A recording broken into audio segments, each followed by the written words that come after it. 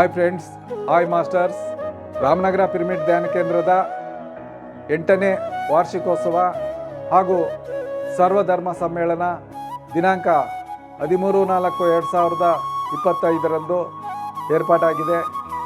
ಈ ಕಾರ್ಯಕ್ರಮ ಬೆಳಗ್ಗೆ 9 ಗಂಟೆಯಿಂದ ಸರ್ವಧರ್ಮ ಸಮ್ಮೇಳನ ಸಂಗೀತ ಧ್ಯಾನದೊಂದಿಗೆ ಪ್ರಾರಂಭ ಆಗುತ್ತದೆ.